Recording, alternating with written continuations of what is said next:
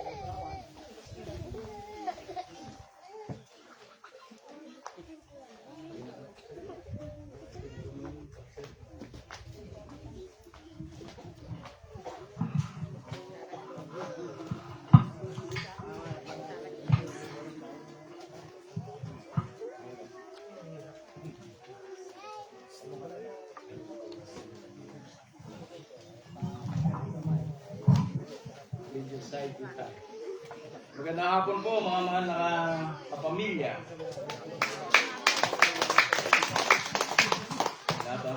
Purihin po natin muli ang ating Panginoon Diyos, no? Purihin po sa ating butihing guro, si Sir Robert Edgar. Binabati rin natin ng magandang hapon ang pahagindi ng posto ng Hiwaga. Magandang gabi na mahinay. Yun din po sa mga opisyales na nandito sa taas. Magandang hapon po sa inyong lahat. Sa ating lahat din, lalo sa mga kabataan, sisigla ng kabataan, no? Punong-puno yung sentro.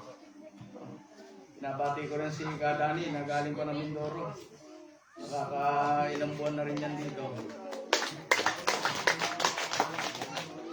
Si Isabel, patuloy na nagsisikap sa suporta sa kanyang papa. Magandang hapon. Bali, ang pag-aaralan po natin ngayon, mga mahal na kapamilya, ay bali ito yung magiging mangyayari sa ating bansa, no? Na talagang ang hangad natin ay ang kaginhawahan at magkaroon ng kapayapaan ang sambayan ng Pilipino.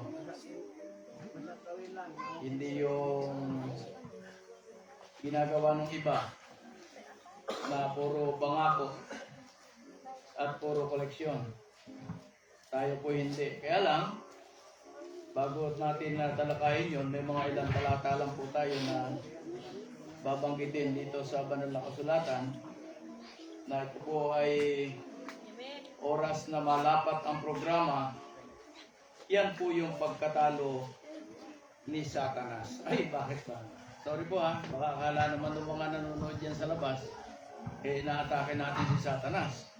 Pero nakalagay po kasi na ang pagkatalo niya, paglapat ng programa ng gawain ng Panginoon Diyos, doon ang pagkatalo ni Satanas. Kaya maganda po ito na sana yung mga nanonood sa atin sa live na to, Luzon, Visayas, Mindanao, sundan nyo lang po kung paano gagapiin si Satanas. Pagkatapos ng 1,000 taon, pakakawalan si Satanas mula sa kanyang bilang bunga. Yan po ay sa pahayag 27. O pagkatapos ng 1,000 taon, pakakawalan si Satanas. Lalabas siya at dadayain ang mga bansa sa buong mundo. Natatawaging Gog at Magog. Titipunin sila ni Satanas at isasama sa pakikipagdigma sa mga mananampalataya. At ang matitipon niyang mga sundalo ay kasindami ng buhangin sa tabing dagat na hindi kayang bilangin. Ibig sabihin pala itong si Satanas, napakarami palang kampon. Dahil ang sabi, isang bunton ng buhangin ang kanyang mga sundalo. Kaya pala yung gawain ito ay talagang napipigilan. Dahil ang sundalo niya ay talagang napakarami at nakasing dami ng buhangin sa tabing dagat. Grabe palang dami. No? Dito kaya sa loob, wala kayang sundalo si. Joke lang. Kasi, ayun ang sabi sa talata eh. Pahayag 28. Sabi niya nga ron, ang dami. Lalabas siya at dadayain ang mga bansa. Abi matindi pala ito si Satanas. Sa buong mundo, natatawaging Gog at Magog. Titipunin sila ni Satanas at isasama sa pagkikipagdigma sa mga mananampalataya. Kaya totoo nga pala yung mga aral, ano?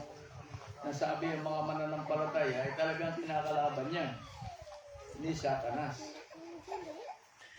Kakalat sila sa buong mundo sa at paliligiran nila ang kampo ng mga banal at ang pinakamamahal na lungsod. Pero pauulanan sila ng Diyos ng apoy mula sa langit at mamamatay silang lahat. May kakampi pala yung mga banal. Dahil bakit ito? Pauulanan sila eh. Pauulanan sila lahat ng Diyos ng apoy mula sa langit. O, mamatay silang lahat. Kaya pala dapat tayo mga nagmimisyon ay hindi natatakot. Kasi bakit to? Ay may kakampi tayo eh. Ang Panginoong Diyos. Dahil paulanan sila ng apoy. O, galing sa langit. At si Satanas na dumaya sa kanila ay itatapon sa lawang apoy at asupre, na siya ring pinagtapunan ng halimaw at ng huwad at sinungaling na propeta. Magkakasama silang parurusahan at pahihirapan araw at gabi magpakailanman. Ayun pala mga sundalo niya kung sakasakali at mga propetang nandaya, ay kasama palang mapaparusahan pagdating ng oras. Oo. Yan po ay hinihintay lang ay ang paglapat ng programa eh. Dito yan eh. Mababasa mamaya. Kaya ito po yung 4 na mga talata ng Panginoong Hesus. Dahil sa langit ang mga matuwid na matatnan, buhay at kasabay ang namatay na makwid. Buhayin at ingatan o yangat sabay silang dalhin sa langit. Mapupuksa rin talaga si Satanas ayon sa mga talata na ating binasa.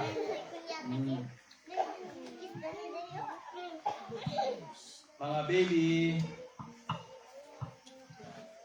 At ang 1,000 na tao ay kanya ay magbakasyon sa langit. At pagkatapos ng 1,000 taon, ibababa ang matutuwid na sa loob ng New Jerusalem o New Jerusalem building. Bago ibaba ng Diyos, sila na matutuwid, buhay ng Diyos ang mga masasama. Si Satanas na bilanggo sa loob ng 1,000 taon dito at bubuhayin naman ng Diyos ang mga masama. Mga sinungaling naman ay kanya ay siya na akong nagbuhay. Yan ang sasabihin ni Satanas. Nagbuhay ako sa inyo. At mga sinungaling naman, magsisinungaling naman siya na nagbuhay sa kanila na mga masasama. At sabihin niya, girahin natin yung nakasakay sa New Jerusalem. Talagang hanggang sa panahon na yun, may pag-uusig pa rin. Pag-aksyon nila, pag-gera, hulugan sila ng apoy ng Diyos galing sa langit. Yan na yung katapusan ni Satanas at ang mga anghel niya at mga masama. Dahil pagdating ng oras, sabi rito, pagkatapos nito, nakita ko ang bagong langit at ang bagong lupa. Naglaho na ang dating langit at lupa, pati na rin ang dagat. Magaganap po yan. Bakit po? Sa paglapat po ng programa sa mga araw na yon, muling matataas ang bansa at muling maging mayamang bansa sa buong mundo. At isa pa, katatakutan siya ng lahat ng bansa sa buong mundo sa oras na iyon. Kapag ang programang ito ay nalapat na pinangangasiwaan ng ating guro. Dahil ang ating guro ay mayroong isang pagiging henyo o talino, ay bumubuo ng isang walang palya na magliligtas sa mga Pilipino mula sa kahirapan. So sabi nila, paano mangyayari po yun na maililigtas sa kahirapan? Ang kailangan lang po rito ay ang konting pagsunod. Lalo na yung mga nag-aaral ng pamantayan. Sila po yung nagdadala ng programa. Kaya nga po minsan, nagkakaroon ng init ng ulo ang ating guro pagka ang mga miyembro ng X-Word ay walang ginawa kundi magyabang, magmarcha, hindi naman tama yan. Kaya minsan, nag-iinit ang ulo. So, tapos, may narinig pa ako na sino yung ang pipiliin mo? Si Sir Gan ba? Si Sir Michael? O ako? Wow, galing ng tao na yun. Hindi na natin banggitin yung pangalan. No? Dapat po hindi tayo magyabang dahil wala tayong alam sa gawain na ito. Kasi po kung tutuusin natin, napakayamang bansa talaga ng bansang ito. Binubuhos ito dito sa Pilipinas. Magiging tagapagmana din nito ay ang lahat ng mga mamamayan ng Pilipinas. Dahil napakaraming yaman po niya. Dahil magbabalik po at magbabalik, unang-una ang royal family ang nagdala ng gawain na to na mayroong tao talagang pinangasiwaan o pinapangasiwa sa mga gawain po ito. Marami nagpapanggap. Kung saan-saan yan. Ang dami pong nagpapanggap na wala namang katotohanan at pawang kalupuhan ang ginagawa. Walang ginawa yan kundi mangolekta ng pera. Samantalang ito, pagka nasa ayos natin, ito yung may katotohanan. Yung bansang ito dati nagbusabos. Ang mga bansang nagbusabos sa ating bansa ay sila ngayon ay pagdating ng oras, sila ay bubulusok pababa sa laylayan ng gawain ito. Kaya lahat sila ay makikiusap yan pagdating ng oras dahil matitikman nila yung kamandag ng pagbagsak ng kahirapan.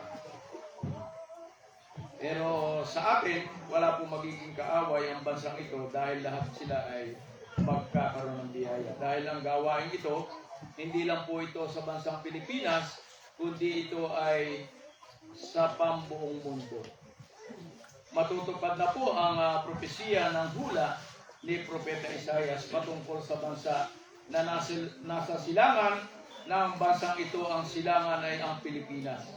Ito ay kinabibilangan ng maraming mga isla o pulo na humigit 7,106 na mga pulo o isla sa buong kapuluan. Ibig niya, dami nating isla, no? 1,000 o 7,106. Yan po ay makikita rin natin dito sa Isaias 39:15. Ito po yung mababasa. Narito ang mga bansa ay parang isang patak ng tubig sa timba. Inaari na parang munting alabok. Sa timbangan, narito ang kanyang itinataas. Ang mga pulo na parang napakaliit na bagay. Kung titingnan mo nga naman, yung mga pulo niya, parang maliit na bagay. Pero itinataas ang ayon doon sa Isaias 39:15. Sa aklat po ng Isaias 41:1-2, ito pa rin yung mababasa. Magsitahimik kayo sa harap ko, o mga pulo, at mga bagong lakas ang mga bayan. Magsilapit sila, saka magsalita sila. Tayo'y magsilapit na magkakasama sa kahatulan. Sinong nagbangon ng isa na mula sa silangan na kanyang tinawag na katwiran sa kanyang paanan? Siya ay nagbigay ng mga bansa sa harap niya at pinagpuno niya siya sa mga hari.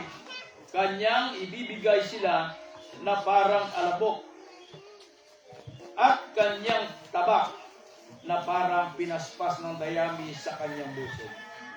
Kung tutuusin po yung programa, alam naman natin na pagdating ng oras na lumapat ang programa, lahat ng bansa ay mabibiyayaan. Kaya siya ay nagbigay. Siya ay nagbigay sa mga bansa. Nag-iisa. Sino ba yung tumayong nag-iisa sa gawain ito? Diba? Nag-iisa lang. Oh. Si Kadami yun. Diba? Kaya si Kadami yun, hinahanap para mautangan. Dahil siya si Dom Donato. Nasib. Nag-iisa. Ha? Kaya tayo rito, hindi naman yung ginagawa rito ay hango lang sa kwento, kung hindi hango sa banal na kasulatan. Kaya ako napakapalad ng mga mamamayan dito sa bansang ito.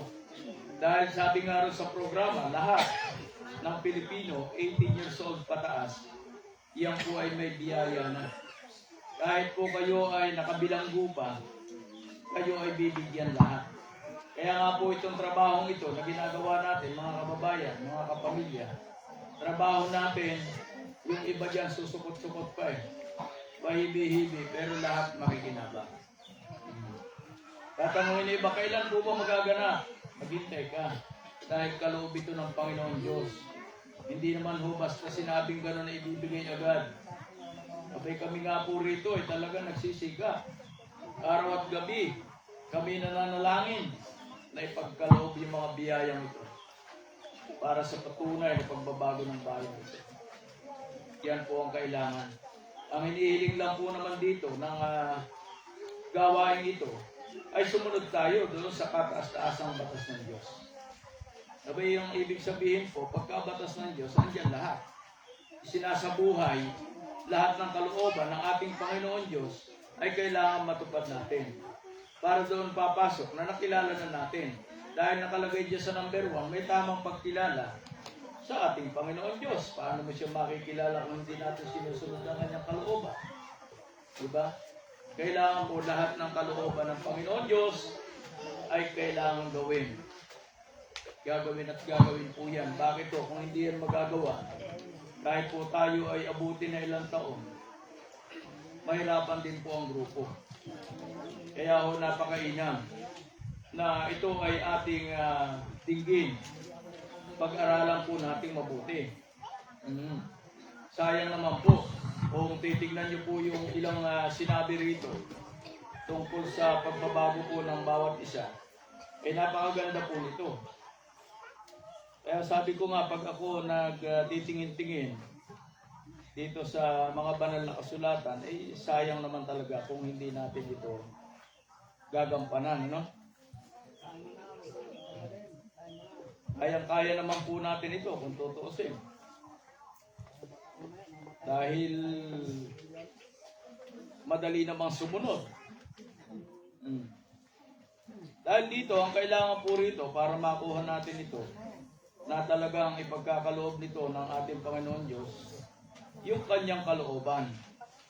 Bukod yan sa natirang 6, sabi nga ni Insan Mel kanina, yung isa lang, yung hindi mapagmataas at hindi sinungaling, okay na. Totoo naman po yan. Pag nakuha natin yung number 7 na yun, para nakuha mo na rin yung 7 pamantayan. Dahil yun ang isa sa pinakamahirap dyan eh. Yung sinasabi riyan sa number 7. Hindi mapagmataas at hindi sinungaling. Kaya lang sa palagay natin, sa nararamdaman natin, loob at labas ng gawain ito, napakahirap na pong masunod ng gawain. Dahil hindi na isa sa buhay ng ilan sa atin. Kaya ang kailangan po rito ay talagang isabuhay natin yung gawain. Dahil ang sabi nga po riyan, pag hindi mo isinabuhay yung kaloob, ay mawawala tayo ng pag-asa na magampanan yung 7 pamantayan. Sayang naman po yung pagkakataon na guminhawa na ang bayang ito pag hindi natin ito isinabuhay. Kaya nga po yung mga nanonood na mga chapter, nakikisuyo po kami sa inyo na ang itaas po natin ay ang 7 pamantayan. Hindi po yung pagiging sundalo. Meron na po tayong sundalo sa bansang ito. Meron na mga kapulisan. Ang kailangan po nating isabuhay ngayon ay ang kataas-taasang batas ng Diyos. Wala nang tataas dyan eh. Batas na ng Diyos po yan eh. Di po ba? Kailangan naman tumaas pa rin yung batas ng presidente natin. Eh, batas nga ng Diyos ang kailangang umiral. Dahil ang batas ng tao, sabi nga ng ating guro, nabibili, nauutang, naaalbor, at marami pang iba. Kita nyo naman, yun namang giyera na nangyayari, huwag lang kayo masyadong matakot. Dahil may panlaban po ang ating bansa dyan. Kung titingnan nyo yung mga YouTube channel, at sa mga Facebook, nakita nyo yung mga buhaya na tumatakbo, talagang pandigma. Yung may mga bandera pa ng bansa. Ako, ang galing ka ako ng mga Pilipino talaga. Yung isa naman, punong saging lang yung panlaban niya, putol-putol na sahan ng saging, eh sabog-sabog yung malaban niya. Kaya mga Pilipino, pagdating sa kalokohan, nandun na, sikat. Kaya tuloy yung mga matatanda, nagpapanik, inaatake sa puso, dahil binobomba na raw. Marami po niyan social media, para lang sumikat, kung ano-anong kalokohan yung pinagagagawa. Dito ho sa atin, bumabase tayo sa mga banal na kasulatan.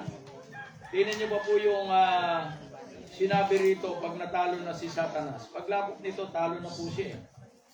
Yung po nakalagay sa Isaiah 43, 4-5. Sabi niya, yamang ikaw ay naging mahalaga sa akin o sa aking paningin at kagalang-galang at aking iniibig ka.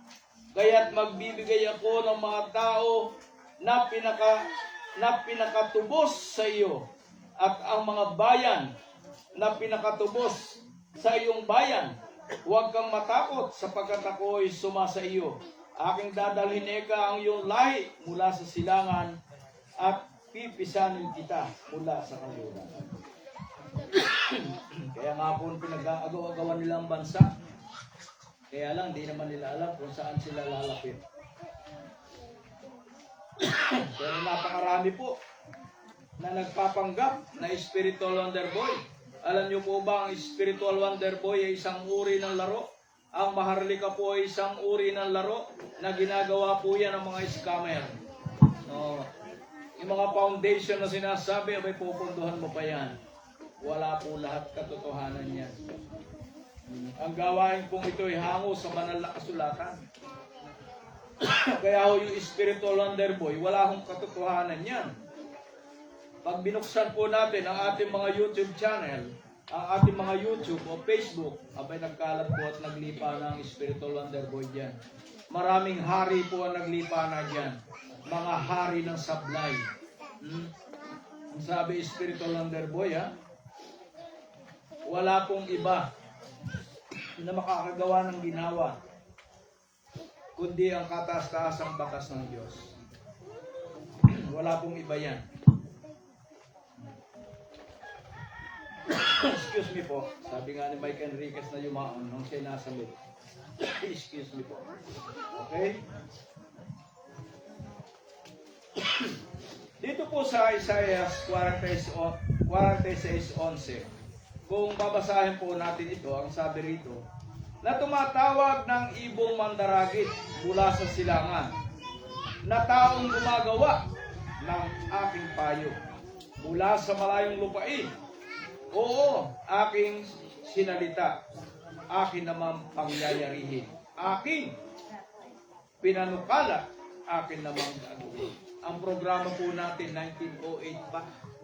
Panukala na po ito ng matatanda sa pamilya na may-ari na yaman. So, ibig sabihin yung mga pangakong yan ay gagawin. Sang-ayon puro sa Isaiah 46:11. Kaya magaganap po eh.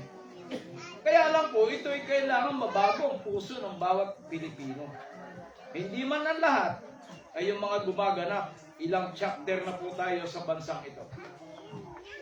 Napakarami po niyan.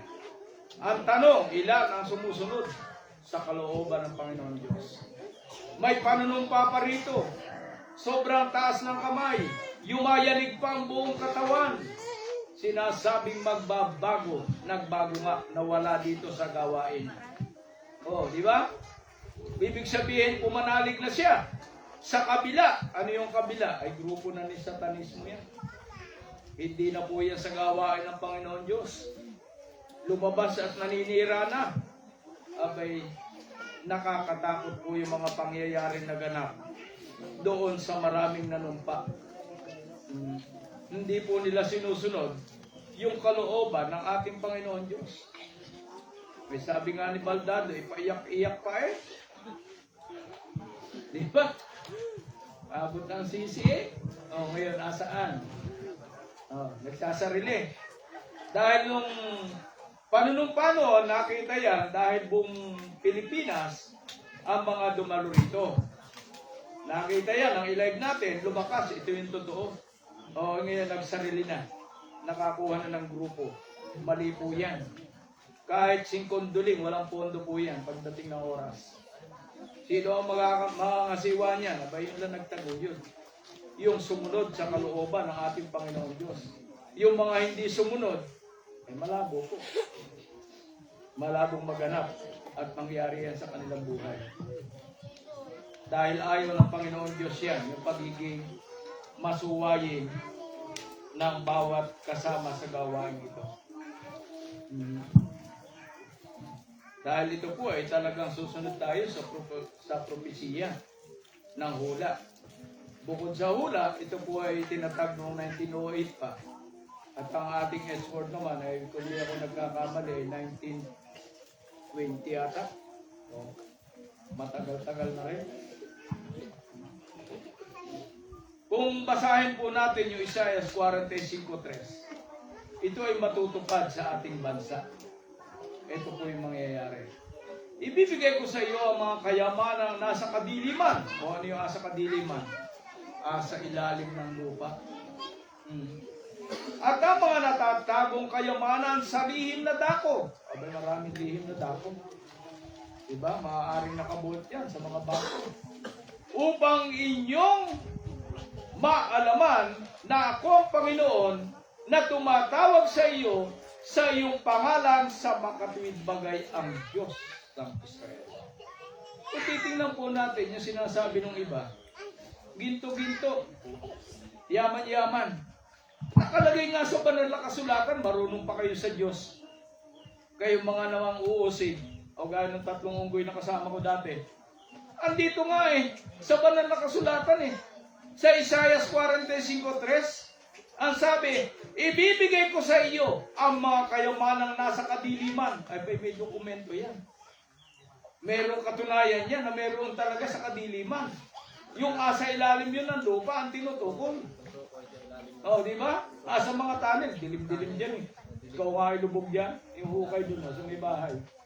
Dilim nun ah.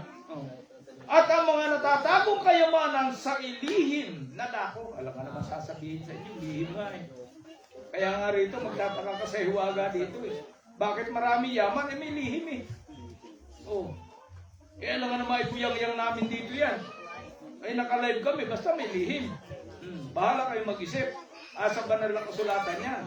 Upang inyo ikang maalaman na ako ang Panginoon na tumatawag sa iyo sa inyong pangalan sa makatuwid bagay ang Diyos ng Israel.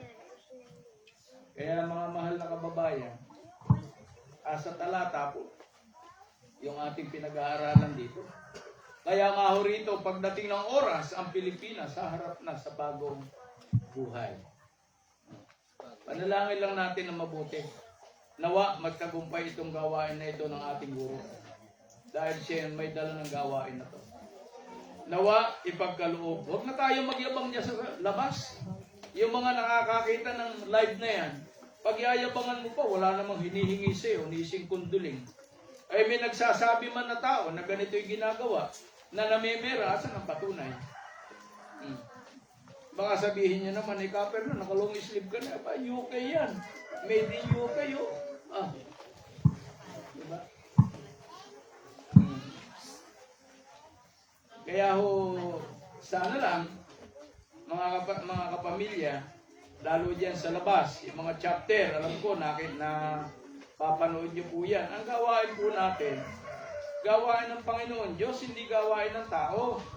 Yan ang dapat natin ipatupad. Ang kataas-taasang batas ng Diyos. 7 pamantayan, huwaran bilang isang taong ganap. Paano Paano kaya tayo magiging huwaran kung hindi natin isinasabuhay ang mga kalooban ng Panginoon Diyos? Baka sabihin niya, Kaper, na paano magiging bagong bansa sa hinaharap? Paano magiging bagong bihis sa mga tao sa ating bansa? Abay, nakasulat po yan sa Isaias 1:5. Pakinggan niyo pong mabuti. Ikaw ay bumangon, sumilang ka, sapagkat ang iyong liwanag ay dumating, at ang kaluwalhatian ng Panginoon ay sumikat sa iyo, sapagkat narito, tatakpan ang kadiliman ng lupa, at sa limuot ng dilim, sapagkat narito, ang mga bagay na ito, ang mga bayan, ngunit ang Panginoon ay sisikat sa iyo, at ang kanyang kaluwalhatian ay makikita sa iyo, at ang bansa ay paroroon sa iyong liwanag, at ang mga hari sa ningning ng iyong sikat imulat mo ng iyong mata sa palibot, at ikaw ay tumingin silang lahat ay nagpapapisan, sila'y nasiparoon sa iyo ang iyong mga anak na lalaki at magmumula sa malayo, at ang iyong mga anak na babae ay kakalungin kung magkagayo ikaw ay makakakita at magliliwanag ka, at ang iyong puso ay titibok at lalaki. Sapagkat ang kasaganaan ng dagat ay magbabalik sa iyo. Ang kayamanan ng mga bansa ay darating sa iyo. Tingnan niyo po yun. Ang tinutukoy po rin itong bansa natin sa pangunguna po ng gawain na ito. Dahil ito ay batas. Kataas-taasang batas ng Diyos. Kaya dapat dito, sa buhay natin, baguhin na po natin yung ating mga ugali. Huwag na po natin gawin yung sarili natin ang masusunod. Ang kailangan po masunod natin dito ay ang kalooban ng Panginoon Diyos. Kung ano po yung utos, yun po ang ating gawin. Sana po yung mga taga-subaybay natin, narinig niyo po yung mga ilang telata na nahahango rito sa gawain namin na kataas-asang batas ng Diyos. Ito po ay hindi kwento. Ito po ay talagang magaganap sangayon po sa mga banal na kasulatan. Wala pong iba na lunas sa bayang ito, kundi ang kailangan ay ang pagsunod. Sumunod po tayo. Lalo na po yung ating mga mahal na chapter. Yan lang po ay dapat nating gawin. Baka sabihin nyo naman, Fernan, hindi eh. Kami Edward eh. Ang Edward po, ang mismong nagtayo niya, no, mismong may-ari niya, ay ang ating mahal na guro. Siya ang pinakampuno. Dahil si Sir Michael Blanco, inilagay lang niya yan. Yan sa Edward. Yan po ang katotohanan niya. Dahil ang Edward na yan, maraming sikreto yan na hindi dapat nang ihayag. Kaya ho rito, ang pagiging puno ng ating guro sa gawain ito ay hango rin sa banal na kasulatan. Kaya hindi dapat siyang salangsangin. Nasasabihin ninyo, ano ang pipiliin mo? Si Sir Mike, si Sir Gan, o ako? Huwag kang ganun magsalita. Anong pipiliin ka ba ng tao? Anong kapakain mo dyan? Kayabangan? Meron nang itinalaga ang Panginoon Diyos na puno ng gawain ito. Pakinggan po natin yung sa gawain na to. Ang pinakatanyag na talata tungkol sa puno ay mababasa sa Juan 15:5. Ito po yan. Ako ang puno ng ubas, kayo ang mga sanga. So, ibig sabihin kayo, mga sanga lang. Bawat chapter sa gawain pong ito. Sanga, ibig sabihin, tuloy ko. Ako ang puno ng ubas, kayo ang mga sanga. Ang nananatili sa akin at ako'y sa kanya ay siyang nagbubunga ng marami. Sapagkat kung kayo ay hiwalay sa akin, ay wala kayong magagawa na nagtuturo sa kalagahan ng pananatili kay Jesucristo o kay Jesus upang magbunga ng kabutihan. Ngayon, kung hiwalay ka sa gawain ito, Sir Max, nabanggit ko pangalan mo. Oh, kung hiwalay ka, ay wala kang magagawa. Bakit? Sabi niya, kung ikay hiwalay sa akin, eh wala kang magagawa. Diba? Ba nabanggit ko yun? Yun ba yun? Kadani? Hindi. Ay, baga. Pasensya na. Kasi kung gagawa ka ng sarili, may nakasulat sa talata eh. Yung 1:15:5. Ang sabi, ako ang puno ng ubas, kayo ang mga sanga. Sino ba ang main sa gawain kataas-taasang batas ng Diyos at pinagtiwalaan? Hindi po kayo. Chapter lang yan eh. Kung nailagay ka man dyan, na coordinator o kung tagahatid balita, ay paghiwalay ka eka, wala kang magagawa. Dahil ang nananatili sa kanya, siya ay nagbubunga ng marami. Oo nga, marami kang bunga. Saan mo dinadala? Sa kampo ng kadiliman yan. Bakit taliwas eh? Isipin mo, na-promote, bibigyan mo na 1,000, bibigyan yan. Walang bayaran dito. Tingnan niyo po yung Mateo 12:33. Nakikilala ang puno sa bunga nito. Kung mabuti ang puno, mabuti ang bunga. O mabuti ang bunga nito. Kung masama ang puno, masama rin ang bunga nito. Abay, kung ikaw ay nagiging puno at masama yung itinuturo mo dyan, na bawat tumataas ng guhit ang ranggo, ay sisingalan mo ng 2,000, ay masama puno yan. Hindi po yan dapat pamarisan. Pasensya na po kayo. Ako po ay nagsasalita rito bilang tagapagsalita ng guro. Hango po ito sa banal na kasulatan. Huwag kayong singil ng kung ano-ano. Kawawa ang taong bayan. Hindi naman po ako nagagalit. Sa Efeso, Exodus 18:21, ito po yung sinabi sa talata. Bukod dito, ihahanap ka sa buong bayan ng mga taong bihasa gaya ng matatakutin sa Diyos. Yun ang hahanapin. Anong sabi? Bukod dito, ihahanap ka sa buong bayan ng mga taong bihasa gaya ng matatakutin sa Diyos. May isipin mo kung puno ka, wala kang takot sa Diyos. Masama yun. Kailangan matatakutin. Ano, makukuha mo ngayon ng mga tao? Ay kung ikaw na mismo puno, ay wala kang katatakutan sa Diyos. Tapos pamimiliin mo ang mga tao, nakarating pa sa Mindanao. Sino ang pipiliin? Si Sir Mike o si Sir God? Maling puno po yan. Na mga taong magpapatutuo na mga napupuot sa kasakiman at siyang mga ilalagay o ilagay mo sa kanila na mga puno sa mga lilipuhan o lilipuhin magpuno sa mga dadaanin magpuno sa mga lilimampuin at magpuno sa mga sasampuin. Parang inihayag mo tungkol sa pera, yung Exodus na po, pero yun ang katotohanan niya. Sa kanya nga, lilibuhin na eh. Diba? Na yun ang utos, mali po yan.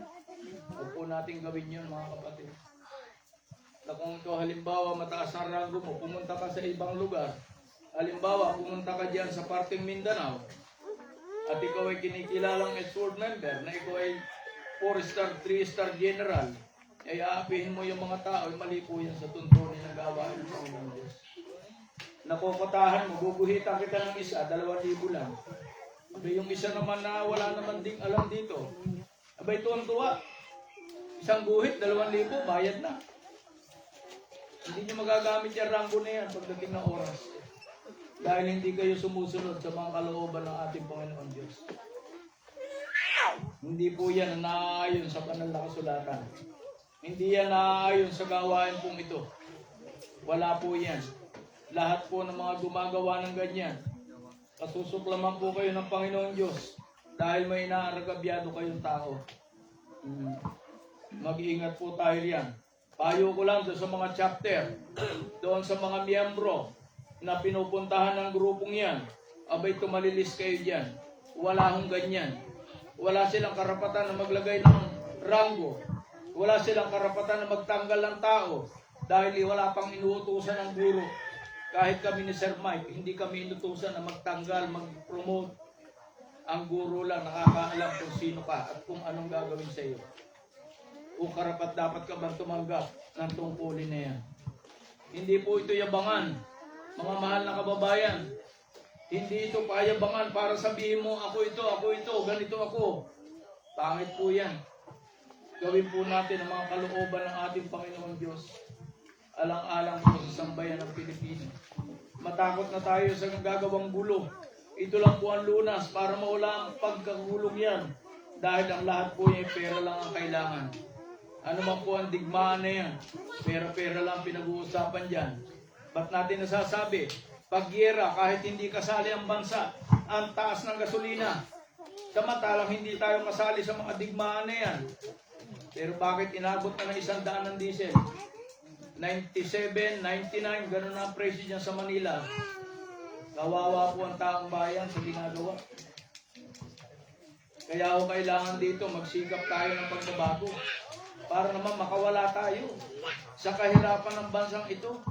Wala naman pong ibang hinihingi, kundi iyan lang. Ang kailangan lang po natin ay sumunod sa gawain ito. Sumunod sa pamantayan bilang isang taong huwaran. Iyan lang po ang hinihiling sa atin. Wala namang iba. Kaya nga po napipilitan kami mag-live para alam niyo po yung gawain na to. Para hindi kayo mabiktima ng kung sino-sinong maharlika.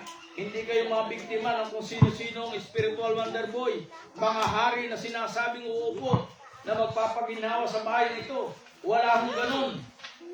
Meron talagang pinagbilinan para sa sambayan ng Pilipino. Ang kailangan lang po natin ay sumunod sa 7 pamantayang ito. Isabuhay po natin ang mga kalooban ng Panginoon Diyos. Huwag nating sabihin, nakakaunti lang tayo rito. Basta ito'y sinusunod natin yung kataas-taasang batas ng Diyos. Magagawa po yan. At ipagkakaloob yan ng ating Panginoon Diyos. Ang sabi nga, huwag kayong matakot kung kayo mga walang hanap buhay sa ngayon. Eh bakit kayo mga ibon? Sabi sa talata ng Biblia. Wala namang hanap buhay, ba't nabubuhay? Tayo man, pwede mangyari sa atin. Buti nga, may mga pamilya tayo na kahit paano sumusuporta. Kaya yung pagsuporta ng mga pamilya natin na hindi natin kasama rito, abay, kailangan sa buhay natin yung ginagawa natin para hindi tayo mapagod. Ginagawa na rin lang natin ang kataas-taasang batas ng Diyos, ba't di pa natin isabuhay? Hindi yung gagawa tayo ng mga ganyan na mga makamundong gawain. Ano ba yung mga makamundong gawain? O gaya niyan. Pag na-promote ka, magbabayad ka sa kanya. Walang ganun. Ang alam po, ang ating guro, lahat na naging ID ng Edgeworth ni Singkong Dulingan, hindi humingi. Talagang kung magkaroon man ng pagbibigay doon sa ID, saktong-sakto lang na pampagawa ng ID. Yun lang po yung hinihingi.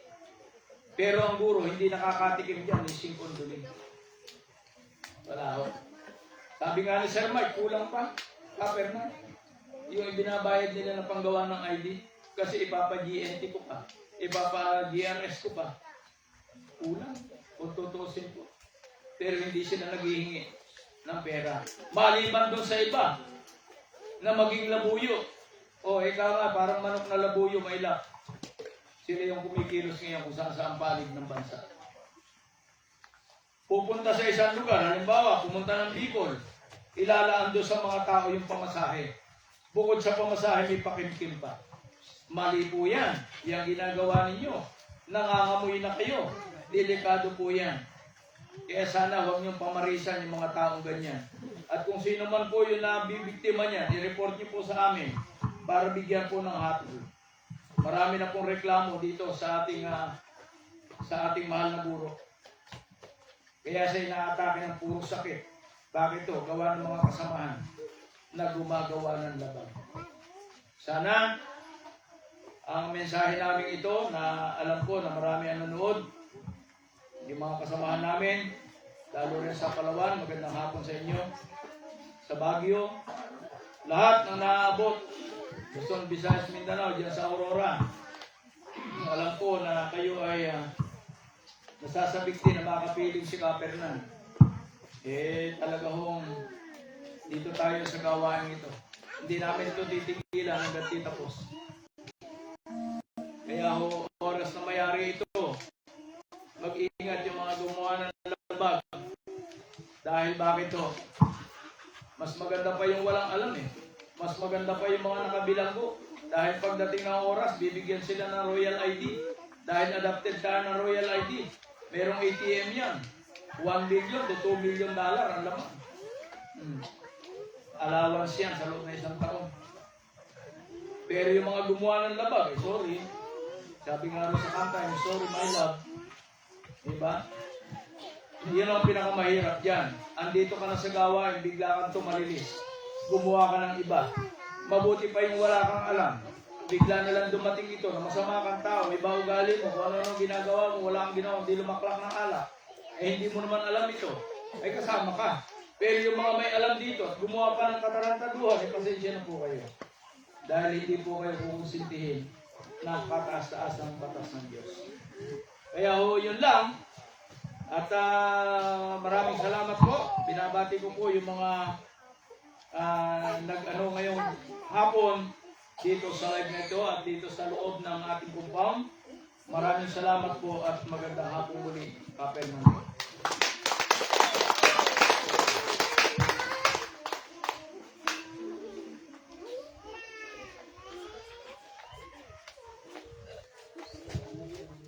Maraming salamat po, Sir Fernando Lagamia, sa iyong napagandang mensahe para sa bawat isa, no? Nawa ay tayo po ay nakinig na maigi upang sa ganun ay meron po tayong makuha ng mga aral, no?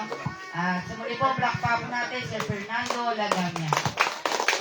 Tayo po, bago po tayo magpatuloy, tayo po Elwin ng sa makalangit na awitin ni Madam Maribe Alisna. Black pa po natin.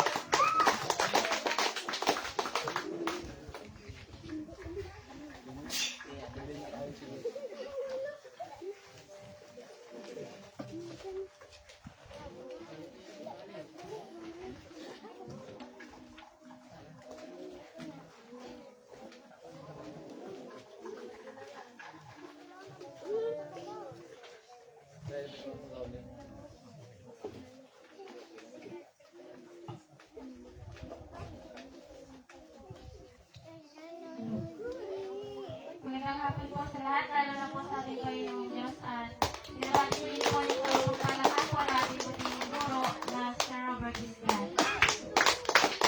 Ako naman po yung nahandog ng makalangit na awitin na pinamagatan pong pamantayan.